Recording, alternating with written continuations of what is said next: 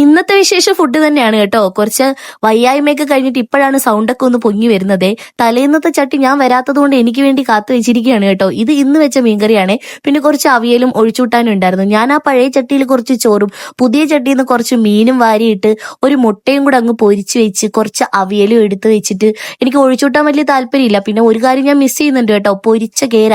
ഞാൻ വരുമോ ഇല്ലയോ എന്ന് അറിയാത്തത് കൊണ്ടാണ് അമ്മാമ്മ അത് പൊരിക്കാഞ്ഞത് കേട്ടോ. പൊരിച്ചാൽ അത് വേസ്റ്റ് ആയി പോവില്ലേ.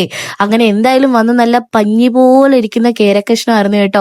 അതെല്ലാം കൂടെ വാരിയിട്ട് കുഴച്ച് ഞാൻ ആ മീനും മുട്ടയും അവിയലും എല്ലാം കൂടെ വെച്ച് എടുത്തങ്ങോട്ട് വായിലോട്ട് വെച്ച് എൻ്റെ അമ്മയെ അപാര ടേസ്റ്റ് ആയിരുന്നു. തലേന്നത്തെ കറി ആയതുകൊണ്ടാണോ എന്ന് അറിയില്ല, നല്ല ടേസ്റ്റ് ആയിരുന്നു. എനിക്കത് പറഞ്ഞറിയിക്കാൻ പറ്റാത്ത ടേസ്റ്റ് ആയിരുന്നു കേട്ടോ. പിന്നെ നിങ്ങളുടെയൊക്കെ ആരുടെയൊക്കെ വീട്ടിൽ ഇങ്ങനെ ഉണ്ടാവുമെന്ന് എനിക്കറിയില്ല. ഇങ്ങനെ അമ്മുമ്മമാരുള്ളവരുടെ വീട്ടിൽ എല്ലാവരും ഇങ്ങനെ തന്നെയാണോ ഒന്ന് കമന്റ് ഇടണം കേട്ടോ. ഞാനൊരു കാര്യം കാണിച്ചു തരാം. ഞാനിങ്ങനെ ഇവിടെ നിന്ന് കഴിക്കുമ്പോൾ എൻ്റെ അടുത്ത് വന്നിരുന്ന ഒരാള് നോക്കിയിരുന്ന് ചിരിക്കും. ആ ഒരു രംഗം ഭയങ്കര ഭയങ്കര രസമാണ്. ഞാൻ നിങ്ങൾക്ക് കാണിച്ചു തരാവേ. ഞാനത് കാണിക്കാൻ വേണ്ടി വീഡിയോ എടുത്തു, പക്ഷെ പുള്ളിക്കാരി അറിയുന്നില്ല.